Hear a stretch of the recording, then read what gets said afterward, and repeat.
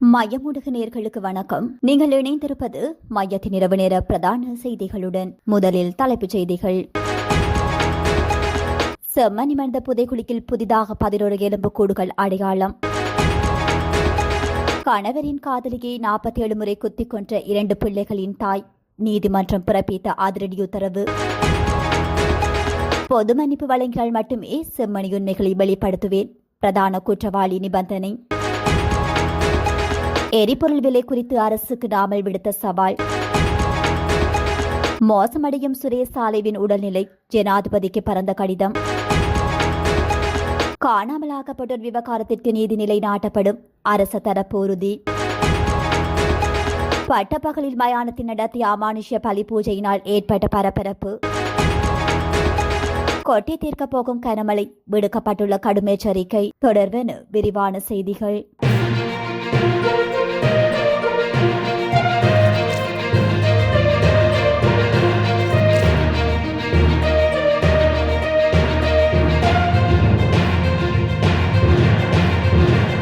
செம்மணி மனித புதைக்குழியில் முன்னெடுக்கப்பட்டு வருகின்ற அகழ்வு பணிகளின் போது இன்றைய தினமும் 7 மனித எலும்புக்கூடுகள் அகழ்ந்தெடுக்கப்பட்டுள்ளதுடன் மேலும் 11 எலும்புக்கூடுகள் புதிதாக அடையாளம் காணப்பட்டுள்ளதாக தெரிவிக்கப்பட்டுள்ளது. செம்மணி மனித புதைக்குழியின் 3ஆம் கட்ட அகழ்வு பணியின் 30வது நாள் அகழ்வு பணிகள் இன்றைய தினம் முன்னெடுக்கப்பட்டன. இதன்போது இந்த எலும்புக்கூடுகள் கண்டெடுக்கப்பட்டுள்ளது என்று தெரிவிக்கப்பட்டுள்ளது.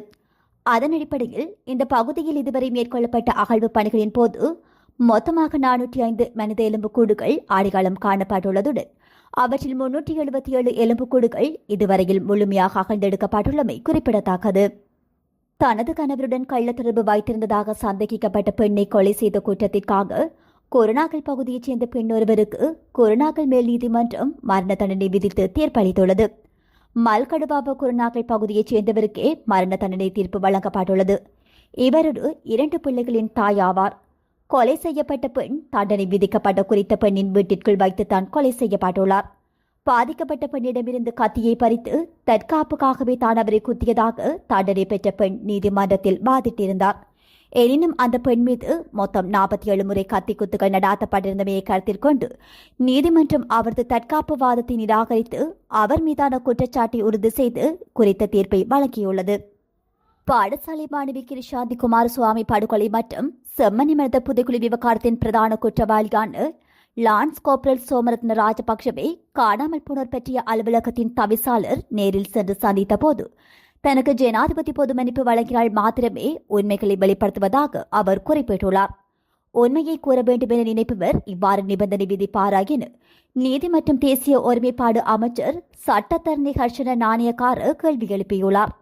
நேற்று முன்தினம் யாழ்ப்பாணத்தில் உள்ள வரலாற்று சிறப்புமிக்க செம்மணி மனித புதைக்குழி பகுதியை நேரில் சென்று பார்வையிட்டது. பின்னர் ஊடகவியலாளர்கள் எழுப்பிய விசேட கேள்விக்கு பதிலளிக்கும் போதே அமைச்சர் இந்த தகவலை வெளியிட்டுள்ளார். கிருஷாந்தி குமாரசுவாமி படுகொலை வழக்கில் மரண தண்டனை விதிக்கப்பட்டுள்ள சோமரத்ன ராஜபக்ஷ செம்மணி மனித புதைக்குழி விவகாரம் குறித்து தன்னிடம் கூறிய அதிர்ச்சி தரும் விவரங்களை உள்ளடக்கியும் இந்த விடயம் குறித்து மீண்டும் சுயாதீன விசாரணையை கோரியும் அவரது மனைவி SV விஜய விக்ரம கடந்த ஆண்டு ஜூலை மாதம் 9ஆம் தேதி ஜனாதிபதி அனுரகுமார திசாநாயக்கவுக்கு கடிதம் ஒன்றை அனுப்பி வைத்திருந்தார். அதனை அடுத்து மேலதிக விவரங்களை கேட்டறியும் நோக்கில் கடந்த ஆண்டு ஆகஸ்ட் மாதம் 8ஆம் தேதி சோமரத்ன ராஜபக்ஷவை வெலிக்கடை சிறைச்சாலைக்கு சென்று காணாமல் போனோர் பற்றிய அலுவலகத்தின் அதிகாரிகள் முதற்கட்டமாக சந்தித்தனர். இதனைத் தொடர்ந்து 2ஆம் கட்டமாக கடந்த ஜனவரி மாதம் 9ஆம் தேதியும் சந்திப்புகள் இடம்பெற்றன. கடந்த ஜனவரி சந்திப்பின் போது ஜனாதிபதி அனுரகுமார திசாநாயகவுக்கான புதிய கடிதம் ஒன்றை காணாமல் போனோர் பற்றிய அலுவலகத்தின் அதிகாரிகளிடம் சோமரத்ன ராஜபக்ஷ கையளித்திருந்தார். செம்மணி மனித புதைக்குழி மற்றும் 1996ஆம் ஆண்டு காலப்பகுதியில் இராணுவத்தினரால் யாழ்ப்பாணத்தில் நிகழ்த்தப்பட்டு மனித உரிமை மீறல்கள் தொடர்பில் தான் ஏற்கனவே பல்வேறு உண்மைகளை வெளிப்படுத்தியிருந்த போதிலும் அவை குறித்து தற்போது வரை எந்தவொரு ஆக்கப்பூர்வமான நடவடிக்கையும் அரசால் முன்னெடுக்கப்படவில்லை என்றும் அவர் அதில் சாடியுள்ளார். எனவே இந்த விடயம் தொடர்பில் சர்வதேச நியமங்களுக்கேற்ப சுயாதீன குழு ஒன்றை நியமித்து முறையான விசாரணைகளை மேற்கொள்ளுமாறு அவர் கோரியிருந்தார். நுகர்வோருக்கு அதிக வெளிப்படைத்தன்மை தேவை என்று தெரிவித்து எரிபொருள் விலை நிர்ணயத்தின் முழுமையான விவரங்களை வெளியிடுமாறும் எரிபொருளுக்கு மானியம் வழங்கப்படுகிறது என்ற கூற்றுக்களை நிரூபிக்குமாறும் பொதுஜன பெரமுனவின் தேசிய அமைப்பாளர் நாடாளுமன்ற உறுப்பினர் நாமல் ராஜபக்ஷ அரசாங்கத்திற்கு சவால் விடுத்துள்ளார். கொழும்பில் நடைபெற்ற ஒரு பொதுக்கூட்டத்தில் பேசிய ராமல் பிராந்தியத்தில் உள்ள பல நாடுகள் குறைந்து வரும் உலகளாவிய எரிபொருள் விலைகளுக்கேற்ப தமது நாடுகளில் விலைகளை குறைத்து வரும் நிலையில் இலங்கையில் எரிபொருள் விலைகள் ஏன் தொடர்ந்து உயர்ந்து வருகின்றன என்று கேள்வி எழுப்பியிருந்தார். நுகர்வோருக்கு நிவாரணம் வழங்குவதற்கு பதிலாக அரசாங்கம் தனது திறமையின்மை மற்றும் தவறான நிர்வாகத்தின் செலவுகளை பொதுமக்கள் மீது சுமத்துவதாக அவர் குற்றம் சாட்டியுள்ளார். இறக்குமதி செலவுகள், வரிகள், தீர்வைகள், போக்குவரத்து கட்டணங்கள் மற்றும் லாப வரம்புகள் உட்பட உள்ளூர் எரிபொருள் விலைகளை நிர்ணயிப்பதில் பயன்படுத்தப்படும் அனைத்து கூறுகளையும் வெளியிடுமாறு நாமல் அதிகாரிகளுக்கு அவர் சவால் விடுத்தார். எரிபொருளுக்கு மானியம் வழங்கப்படுகிறது என்று அரசாங்கம் கூறினால் அது முழுமையான செலவு விவரங்களை வெளியிட்டு அந்த புள்ளி விவரங்களை பொதுமக்கள் ஆய்வு செய்ய அனுமதிப்பதன் மூலம் அதனை நிரூபிக்க வேண்டும் எனவும் அவர் தெரிவித்துள்ளார். இளைஞர் வேலையின்மை அதிகரித்து வரும் வாழ்க்கை செலவு மற்றும் வணிகங்கள் எதிர்கொள்ளும் சவால்கள் போன்ற முக்கிய பிரச்சினைகளுக்கு தீர்வு காண தவறிவிட்டதாக கூறி அரசாங்கத்தின் பொருளாதார கையாளுதலையும் அவர் விமர்சித்தார். வேலை தேடும் பட்டதாரிகளின் போராட்டங்களையும் முச்சக்கர வண்டி ஓட்டுநர்களின் கோரிக்கைகளையும் மேற்கோள் காட்டி அரசாங்கம் பொதுமக்களின் கவலைகளுக்கு தீர்வை காட்டிலும் அடக்குமுறையின் மூலமே பதிலளிப்பதாக அவர் மேலும் குற்றம் சாட்டியுள்ளார். டெங்கு நிலைமை குறித்து நாமல் கவலை தெரிவித்தார். அதிகாரிகள் போதுமான தடுப்பு நடவடிக்கைகளை எடுக்கவில்லை என்று கூறிய அவர் கழிவு மேலாண்மை, வடிகால் பராமரிப்பு மற்றும் கொசு ஒழிப்பு திட்டங்களை பலப்படுத்த உள்ளூராட்சி மன்றங்களை வலியுறுத்தினார். வேளாண்மை மற்றும் மீன்வளம் குறித்து கருத்து தெரிவித்த அவர் விவசாயிகளுக்கு ஒரு மானியங்களையும் கடற்தொழிலாளர்களுக்கு எரிபொருள் சலுகைகளையும் வழங்க அழைப்பு விடுத்தமை குறிப்பிடத்தக்கது. அரசு புலனாய்வு சேவையின் முன்னாள் பணிப்பாளர் சுரேஷ் சாலிவின் மோசமடைந்து வரும் உடல்நிலைக்கு உடனடி கவனம் செலுத்துமாறும் மனிதபிமான அடிப்படையில் தலையிடுமாறும் உலகளாவிய இலங்கை மன்றம் ஜனாதிபதி அனுரகுமார திசாநாயக்கவை வலியுறுத்தியுள்ளது. அவர்கள் அனுப்பிய கடிதத்தில் சுரேஷ் சாலிவை நீண்டகால தடுப்பு காவலில் வைப்பதற்கு பதிலாக வெளிப்படையான நீதித்துறை நடவடிக்கைகள் மூலம் அவர் மீதான விசாரணைகளை விரைவுபடுத்துமாறு ஜனாதிபதியிடம் அவர்கள் கேட்டுக் கொண்டுள்ளனர். மேலும் சுரேஷ் சாலிவின் தடுப்பு காவல் மற்றும் அவரது மோசமடைந்து வரும் உடல்நிலைக்கு உடனடி கவனம் செலுத்துமாறும் மனிதாபிமான அடிப்படையில் தலையிடுமாறும் அவர்கள் ஜனாதிபதியை வலியுறுத்தினர். இலங்கையின் இறையாண்மையும் தேசிய பாதுகாப்பையும் காப்பாற்றுவதற்காக உயர் பதவியில் இருந்த ராணுவ அதிகாரியான சுரேஷ் சாலை தனது வாழ்நாளில் பல பத்தாண்டுகளை அர்ப்பணித்துள்ளார் என்பதை சுட்டிக்காட்டி முறையான குற்றச்சாட்டு இல்லாமல் எந்தவொரு நபரும் நீண்டகால தடுப்பு காவலில் வைக்கப்படக்கூடாது என்று உலகளாவிய இலங்கை மன்றம் தெரிவித்துள்ளது. அதன்படி பயங்கரவாத தடுப்புச் சட்டத்தின் கீழ் தடுத்து வைக்கப்பட்டுள்ள சாலேவுக்கு ஏதேனும் துரதிருஷ்டவசமான நிலைமை ஏற்பட்டால் அத்தகைய விளைவுக்கான பொறுப்பு உத்தரவை பிறப்பித்த அதிகார அமைப்பான உங்கள் அலுவலகத்தையே தவிர்க்க முடியாமல் சாரும் என்று அதில் கூறப்பட்டுள்ளது. எனவே உலகளாவிய இலங்கை மன்றம் ஜனாதிபதிக்கு எழுதிய தனது கடிதத்தில் சுரேஷ் சாலேவுக்கு மிக உயர்ந்த அளவிலான மருத்துவ வசதிகள் தடையின்றி வழங்கப்பட வேண்டும் எனவும் அவரது பாதுகாப்பு கடுமையாக உறுதி செய்யப்பட வேண்டும் எனவும் கோரிக்கை விடுத்துள்ளது. காணாமலாக்கப்பட்டோரின் உறவினர்கள் எதிர்நோக்கும் பிரச்சினைகள் அரசாங்கத்தின் சொந்த பிரச்சினைகளாக கருதப்பட்டு அவற்றுக்கு முன்னுரிமை அடிப்படையில் தீர்வு காணப்படும் என கடற்தொழில் ஏரிகள் மற்றும் கடல் வளங்கள் அமைச்சர் ராமலிங்கம் சந்திரசேகர் தெரிவித்துள்ளார்.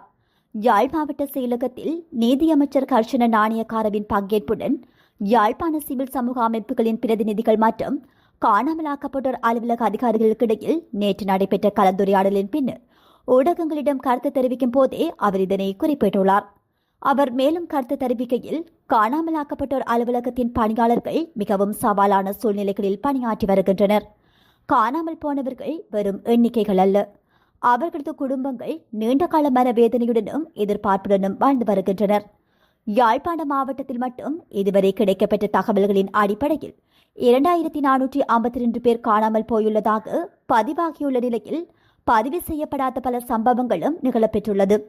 ஒரு குடும்பத்தில் 2 அல்லது 3 என காணாமல் போன சம்பவங்கள் பதிவாகியுள்ளதுடன் பல பெற்றோர்கள் தங்களது பிள்ளைகளை இழந்து துயரத்தில் வாழ்ந்து வருகின்றனர். உடல் காயங்களுக்கு மருந்து வழங்க முடியும், ஆனால் மனக்காயங்களுக்கு உண்மையான மருந்து அன்பும் நீதியும் மட்டுமே. காணாமல் போனோரின் உறவினர்களின் வேதனையை பணத்தினால் ஈடு செய்ய முடியாது. தென்னிலங்கையிலும் 1987 தொடக்கம் 1989 காலப்பகுதியில் 70,000க்கும் மேற்பட்டோர் காணாமலாக்கப்பட்டனர். வடக்கும் தெற்கும் ஒரே விதமான துயரத்தை பகிர்ந்து கொள்கின்றனர். மக்கள் எதிர்நோக்கும் இந்த மனவேதனைக்கு உரிய தீர்வினை வழங்குவது அரசாங்கத்தின் பொறுப்பாகும் என அவர் குறிப்பிட்டுள்ளார்.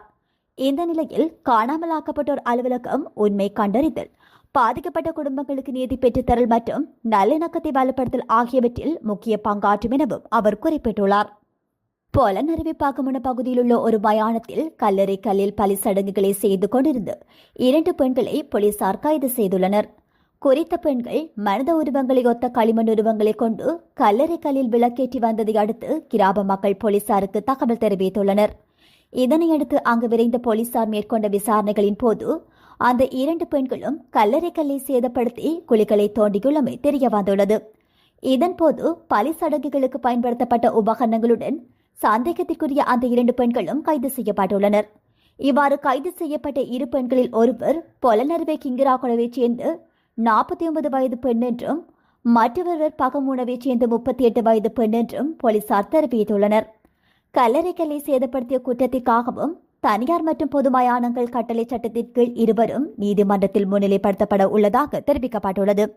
இருப்பினும் 2 பெண்களும் இதற்கு முன்னரும் இதே போன்ற செயல்களில் ஈடுபட்டுள்ளதாகவும் இதனால் கிராமத்தில் வசிப்பதற்கு அஞ்சுவதாகவும் உள்ளூர்வாசிகள் குற்றம் சாட்டியுள்ளனர்.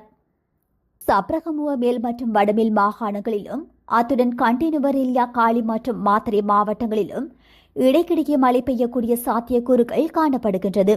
வளிமண்டலவியல் திணைக்களம் இன்று விடுத்துள்ள அறிக்கையில் இந்த விடயம் தெரிவிக்கப்பட்டுள்ளது. கிழக்கு மற்றும் ஊவா மாகாணங்களின் பல இடங்களில் பிற்பகல் 2 மணிக்கு பின்னர் மழை அல்லது இடியுடன் கூடிய மழை பெய்யக்கூடிய வாய்ப்புகள் காணப்படுகின்றது. மத்திய மலை பிராந்தியத்தின் மேற்கு சரிவுகளிலும் வடக்கு வடமத்திய வடமேல் மற்றும் தென் மாகாணங்களிலும் அத்துடன் திருகோணமலை மாவட்டத்திலும் மடத்தியாலத்திற்கு 30 தொடக்கம் 40 கிலோமீட்டர் வேகத்தில் அடிக்கடி ஓரளவு பலத்த காற்று வீசக்கூடும் என தெரிவிக்கப்பட்டுள்ளது.